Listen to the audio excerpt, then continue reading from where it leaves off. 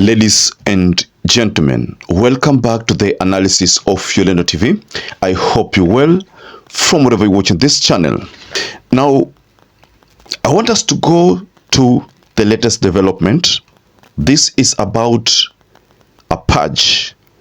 This purge is something that we expected since last year when Rigathi Gachagua was impeached. Now Rigathi Gachagua still has some foot soldiers, members of parliament and senators who are still believing in him.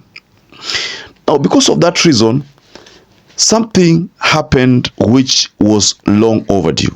Now, we all expected that people like Senator Kirungo Wathangwa and people like Senator John Methu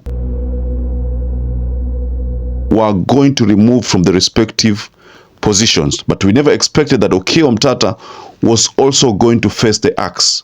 So in this analysis, ladies and gentlemen, I want to take you to the latest happening in the Senate. The senators who refuse to toe the line and support Ruto's agenda have all been removed from their respective committees. So I'm going to take you through a list of some of those leaders, but one notable one is Senator Kirungo Wathangwa, who is the Kiambu senator. And we all know that he chaired the Roads, Transport and Housing Committee. So he has also been removed from that committee. So before we get further on this, ladies and gentlemen, I have discovered that many of you good viewers watch our video, but you forget to like. Please like, it's so important because that is the only way YouTube shares our video to many people.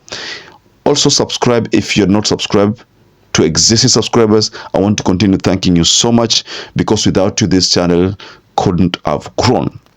So let me take you directly to a reaction from Senator Kirungo Wathangwa. And this is what he says. I knew it would happen. I expected it. The purge has been effected. I take it like a man and vow to soldier on unbowed. That is what Kiambu Senator told us. And there's something else that is shared. Let me just take you through it. This happens like, this looks like a mockery.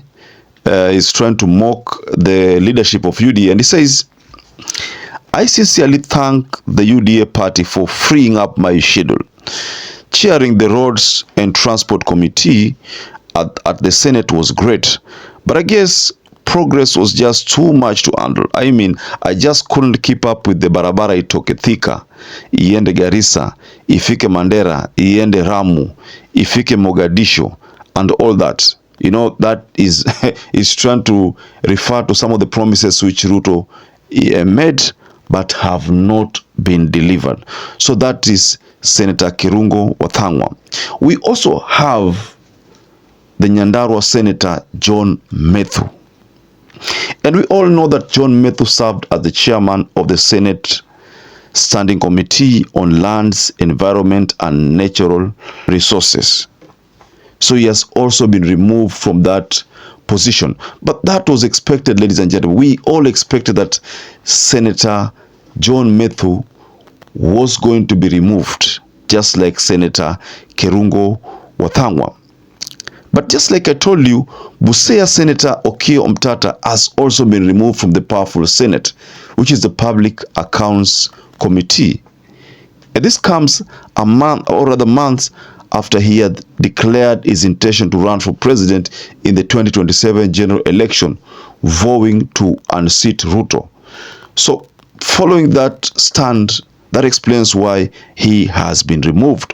So these people have all been removed, and there are other senators who've also been removed. So in this latest shakeup, which has seen Gachagua's allies lose influential positions, it signals an escalating tension within UDA.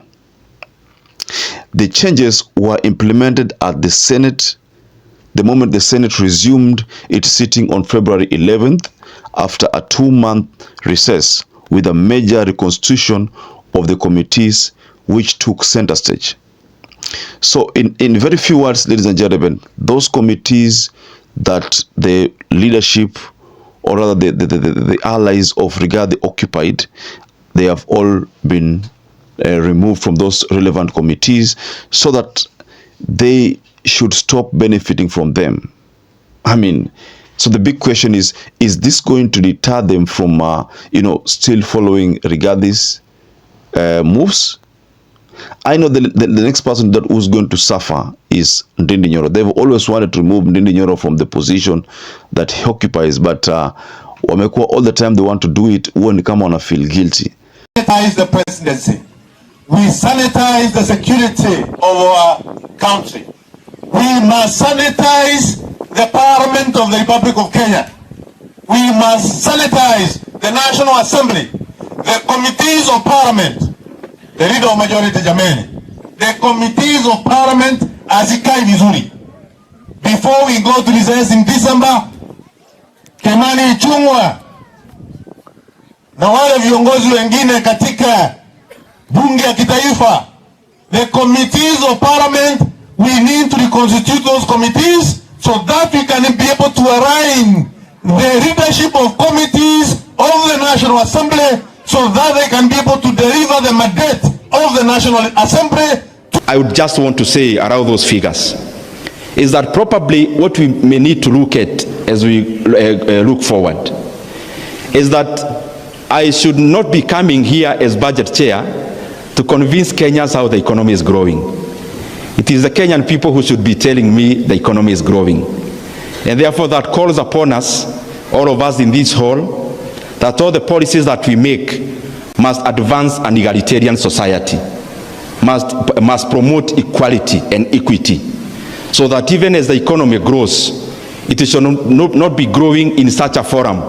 It should be growing in the pockets of the Kenyan people, and I think that is a component of making sure our resources are well distributed.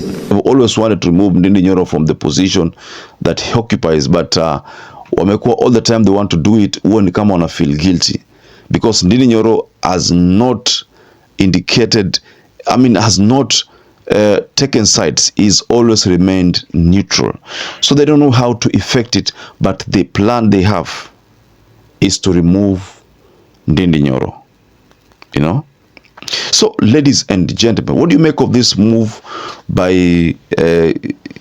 Kingi and the leadership of UDA who are in the Senate? They have made that decision. The decision is to remove the allies of Rigathi Gachagua. So, ladies and gentlemen, I'd like to raise my case there, but just go below in the comment section and you can offer reaction regarding the latest development. Gachagua's allies have all been removed from the key committees, very influential committees.